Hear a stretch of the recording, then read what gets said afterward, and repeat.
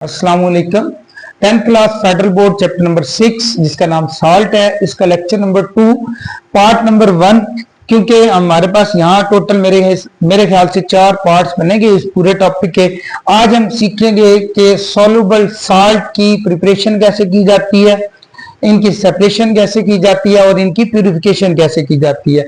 अब जो प्रिपरेशन है वो कि इसको कैसे तैयार किया जाता है, फिर सेपरेशन का मतलब ये है कि हमारे पास डिफरेंट सॉल्ट की फॉर्मेशन के दौरान डिफरेंट सब्सटेंसेस बनती हैं तो उनको सेपरेट कैसे किया जाता है। साथ अगर जो बाकी चीजें हैं उसको प्यूरिफाई 100% प्यूरिफाई कैसे किया जाता है। सेपरेशन एंड प्यूरिफिकेशन तकरीबन सेम ही चीजें, तो कुछ चीजों को सेपरेट करके फिर फर्दर आप उसको प्यूरिफाई भी कर सकते हो सॉल्युबल साल्ट को। तो हमारे पास रिएक्टेंट की नेचर की बेस पे डिफरेंट मेथड्स हैं साल्ट प्रिपेयर करने के। अब रिएक्टेंट कौन से हैं अभी हम यहां डिस्कस करेंगे। सबसे पहला जो मेथड, 4 मेथड डिस्कस किए गए, 4 मेथड्स को यहां डिस्कस किया गया आपके इस कोर्स में 10th क्लास फेडरल बोर्ड की बुक में। अच्छा, सबसे पहला एसिड विद अल्कली। इस मेथड को आप टाइट्रेशन भी कहते हैं, जो कि 10th क्लास में प्रैक्टिकल भी करवाया जाता है। ये बेसिकली हमारा एक प्रैक्टिकल ही है, तो अगर इस लेक्चर को आप ध्यान से सुनोगे तो आपका प्रैक्टिकल भी क्लियर हो जाएगा। अब यहाँ एसिड का तो मैक्सिमम बच्चों को पता होगा, अल्कलीज भी पढ़ा हुआ है 9th क्लास में, लेकिन बच्चे भूल जाते हैं। तो हमारे पास अल्कलीज वो बेस होती हैं जो वाटर में सॉल्युबल होती हैं और दूसरा वाटर में OH negative ion hydroxide ion की फॉर्मेशन करती हैं। ऐसी बेसिस को अल्कलीज का नाम दिया जाता है। जब एसिड और अल्कलीज का रिएक्शन करवाया जाता है जिसको टाइट्रेशन कहते हैं, इन दोनों के रिएक्ट करने से हमारे पास साल्ट की फॉर्मेशन होती है। यहां एग्जांपल भी लिखी हुई है, उसको हम डिस्कस करेंगे। दूसरा मेथड है कि आप मेटल का रिएक्शन करवा सकते हो। एक्सेस फॉर्म में मेटल आपने यूज करना है, बहुत ज्यादा अमाउंट यूज करनी है, और इसका रिएक्शन एसिड से करोगे तो आपके पास क्या बन जाएगा, हमारे पास साल्ट की फॉर्मेशन हो जाएगी। फिर एक्सेस इनसॉल्युबल बेस, यहां जो बात आपकी बुक में की गई है ये मेटल के ऑक्साइड के बारे में की गई है।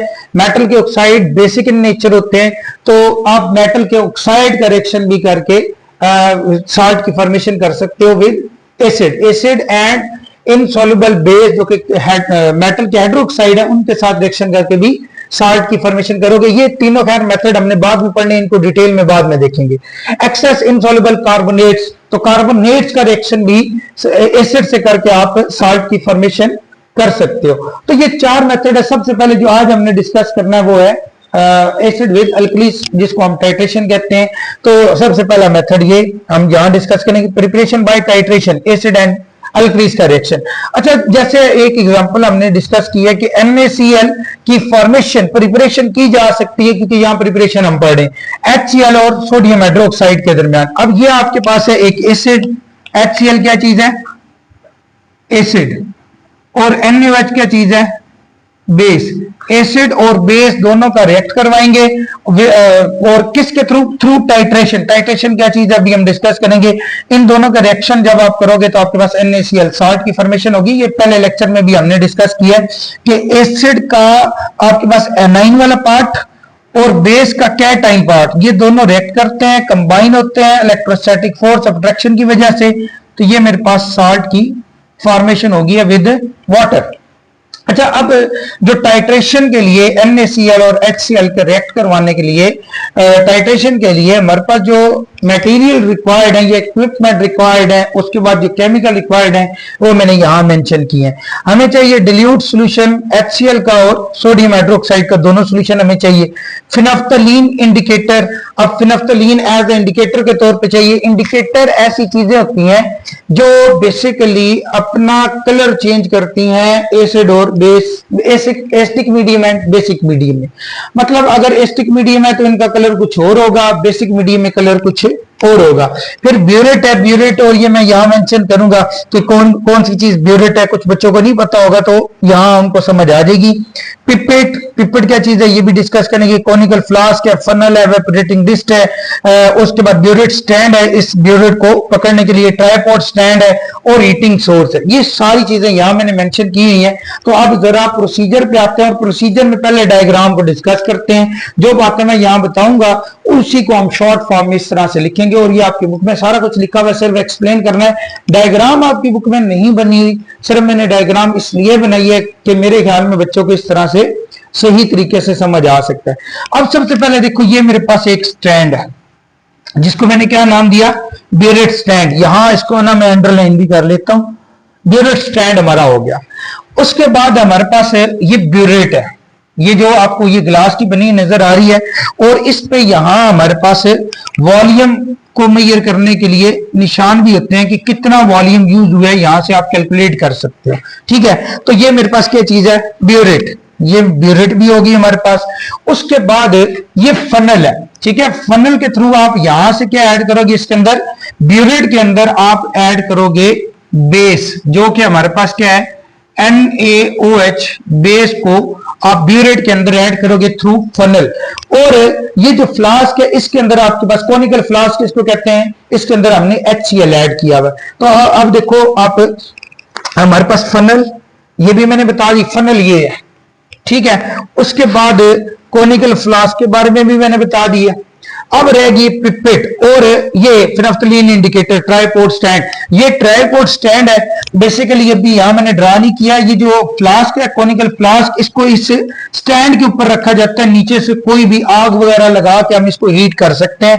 तो हीटिंग सोर्स भी होना चाहिए, जिसको वो बेसिकली बंसन बर्नर कहा जाता है। ट्राइपॉड स्टैंड वो भी मैंने मेंशन कर दिया है।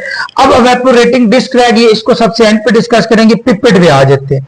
अब जो हमारे पास पिपेट है वो मैंने यहां डायग्राम बनाई है। पिपेट से हम बेसिकली क्या करते हैं कि हमारे पास, जैसे मैंने कहा कि इस कॉनिकल फ्लास्क के अंदर हमने HCl का सोल्यूशन ऐड करना है, तो HCl के सोल्यूशन किसी बोतल के अंदर पड़ा होगा, तो उस बोतल में से 25 सेंटीमीटर क्यूब, कितना 25 सेंटीमीटर क्यूब हमने अलग करना, और 25 सेंटीमीटर क्यूब को हम अलग किससे करेंगे, पिपेट के थ्रू। इसको प्रेस करेंगे और उस बोतल के अंदर डिप करेंगे, तो ये सक कर लेगा जितना हमें वॉल्यूम चाहिए। ठीक है, इस वॉल्यूम को एडजस्ट यहां से एडजस्ट किया जा सकता है, यहां से रिलीज किया जाता है, यहां से इसको सक करने के लिए आप इसको प्रेस कर सकते हो।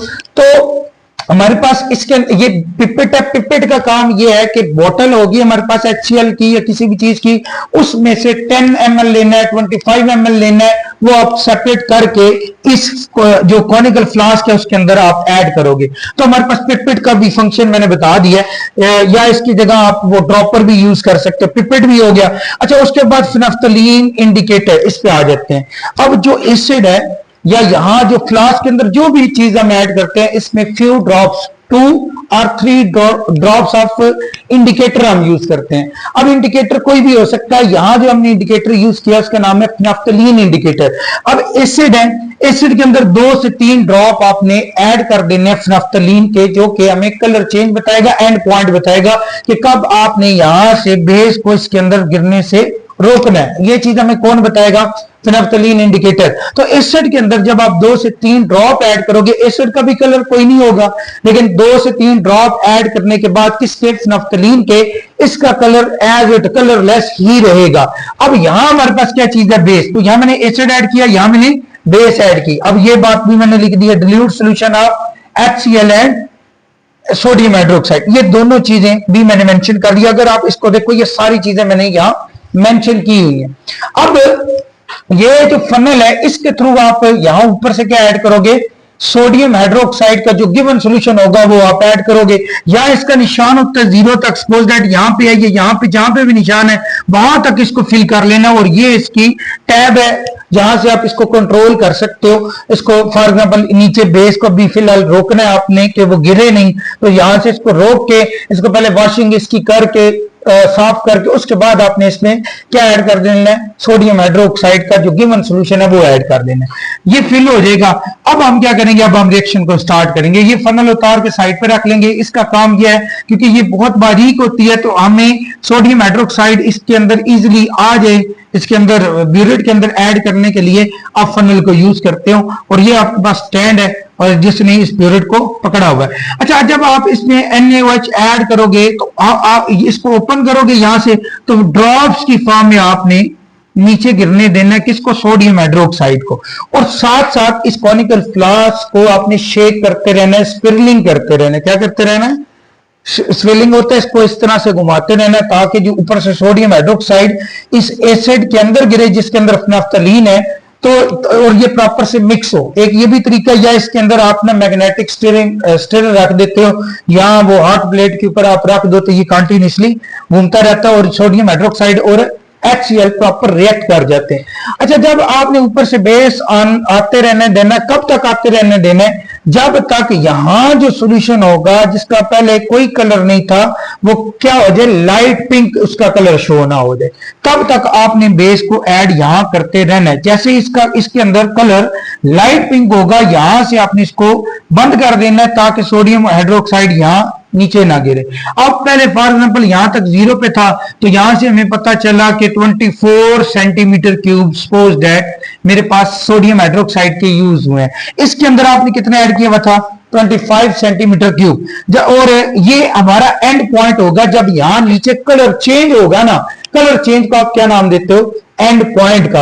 अब आप यहां से क्या कर सकते हो, आपको ये बात पता होनी चाहिए, इसके अंदर HCl और सोडियम हाइड्रोक्साइड ने इक्वल अमाउंट में उन्होंने एक दूसरे को रिएक्ट करके न्यूट्रलाइज कर दिए, मतलब H+ साइन और OH नेगेटिव आयन जो है वो इक्वल हो जाएंगे।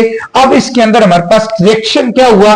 रिएक्शन ये हुआ कि HCl और सोडियम हाइड्रोक्साइड इन्होंने रिएक्ट किया, तो Na ने किसके साथ बॉन्ड बना लिया? Cl के साथ, और OH ने H के साथ बॉन्ड बना के वाटर की फॉर्मेशन कर दी। तो कलर चेंज हमारा जब भी आएगा उसको हम एंड पॉइंट का नाम देंगे। अब ये सारी बातें मैंने यहां लिख दी हैं, इसको थोड़ा सा साथ साथ रीड करते हैं, और जो बातें मैंने बताई उसको हम इस तरीके से लिखेंगे।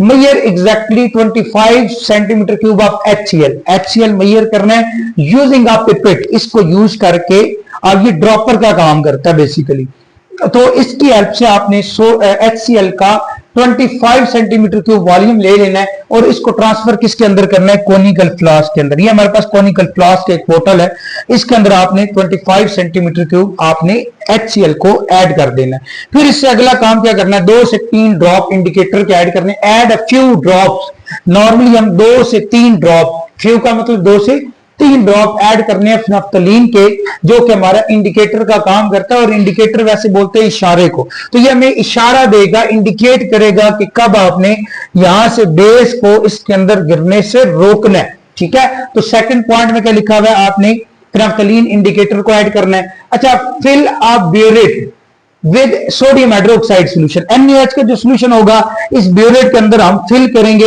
With the help of funnel. ठीक है, यूजिंग फनल। फनल को यूज करके, ये हमारे पास रेड कलर में मैंने फनल शो किया, फनल के थ्रू आप इसको फिल कर दोगे। अच्छा, उसके बाद जब मैंने कहा कि इसको स्लोली इसके अंदर आने देना है, तो वही लिखा हुआ slowly add the sodium hydroxide from the burette.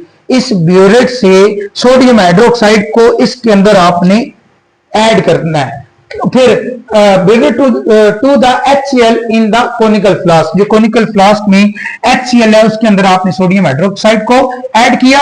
फिर स्विरलिंग, मतलब इसको ऐसे शेक करो, रोटेट करो ताकि ये मिक्स हो जाए। स्विरलिंग द फ्लास्क, इस फ्लास्क को जिसको कोनिकल फ्लास्क का है, कॉन्टिन्यूसली इसको स्टिर करना है। कब तक इसको स्टिर करना है? जब तक यहां कलरलेस सॉल्यूशन उसका कलर लाइट पिंक ना हो जाए। ये आगे बात लिखिए, the indicator change colour from colourless to the light pink. इस जो इंडिकेटर है उसका जो पहले कोई कलर नहीं था, अब उसका कलर कैसा हो जाएगा? Light pink. तब आपने यहां से इसको बंद कर देना है। अब लाइट कलर जब हो जाएगा तो ये इंडिकेट करेगा कि हमारे पास HCl और NaOH ने कंप्लीटली रिएक्ट कर लिया, उन्होंने एक दूसरे को न्यूट्रलाइज कर दिया। इसके बाद हम ना सेपरेशन करेंगे। सेपरेशन किस तरह से? जब आपने नोट कर लिया कि एंड पॉइंट रीच हो चुका है, एंड पॉइंट मैंने आपको पहले भी बताया कि जब लाइट पिंक कलर यहां शो हो जाएगा। अच्छा, ये डिफरेंट इंडिकेटर यूज करोगे तो डिफरेंट कलर शो होगा। तो फिनाफ्थलीन का कलर जो है वो हमें क्या शो होगा? लाइट पिंक इस केस में। ठीक है, जब एंड पॉइंट पहुंच जाएगा जो कि इंडिकेट करता है कि एसिड और बेस ने कंप्लीटली रिएक्ट कर लिया है, जितने H+ आयन थे उतने ही OH नेगेटिव आयन ने आपस में रिएक्ट कर लिया। और फिर उसके बाद यहां से आपने वॉल्यूम नोट करना है। जैसे मैंने कहा कि 24 सेंटीमीटर क्यूब यूज हुआ है, यहां से यहां तक आपको यहाँ 24 सेंटीमीटर क्यूब लिखा हुआ, आपको आइडिया हो जाएगा कि कितना NaOH का वॉल्यूम यूज हुआ है। जब वो आपने यूज कर लिया, यहां से इवन आप इसकी मोलैरिटी भी फाइंड कर सकते हो, कंसंट्रेशन। उसके बाद है क्रिस्टलाइजेशन, इसको सॉलिड फॉर्म में चेंज करना, सिंपली आप ये कह सकते हो। तो हम क्या करेंगे? ये जो मैंने एक चीज बताई थी ना, एवेपोरेटिंग डिस्क, यहां जो एवेपोरेटिंग डिस्क मैंने बताई थी किसके अंदर, जो मटेरियल हमें रिक्वायर्ड थे, तो एवेपोरेटिंग डिस्क के अंदर आप इस सॉल्यूशन को ऐड करोगे। जो यहां हमारे पास सॉल्यूशन होगा, जब आप उसको ऐड करोगे और उसमें से जो सल्यूट है वो एवेपोरेट कुछ हो जाएगा और साथ साथ वो जो उसमें से साल्ट होगा वो नीचे सेटल डाउन हो जाएगा। तो ये बात लिखिए, evaporate the water from the resulting NaCl solution. आप उसको हीट करोगे, जब आप हीट करोगे तो उसमें से वाटर जो एवेपोरेट कर देगा और जो आपके पास NaCl है वो नीचे सेटल डाउन हो जाएगा। उसकी वजह यह है कि NaCl जब 801 डिग्री सेल्सियस पे मेल्ट करता है तो 100 डिग्री सेल्सियस पे वाटर एवेपोरेट कर देगा। अब जब आपने उसमें से वाटर को एवेपोरेट करवा लिया, फिर उसी सॉल्यूशन को आपने कूल डाउन होने देना है। तो जब कूल डाउन होगा तो उसमें आपको नजर आएगा कि NaCl के जो सॉलिड प्रेसिपिटेट्स हैं वो नीचे सेटल डाउन हो गए। ठीक है, अब उन्हीं क्रिस्टल्स को आपने क्या कर लेना है, फिल्टर कर लेना है। जो रिमेनिंग सॉल्वेंट होगा वो फिल्टर हो जाएगा और ऊपर फिल्टर पेपर पे आपके पास क्या आ जाएगा, क्रिस्टल जो है वो आ जाएंगे फिल्टर पेपर के ऊपर। ठीक है, अच्छा अब इसमें जो क्रिस्टलाइजेशन है वो बेसिकली क्रिस्टलाइजेशन का मतलब ही ये है कि आपके पास जो है सॉलिड फॉर्म में NaCl की फॉर्मेशन होगी। ठीक है,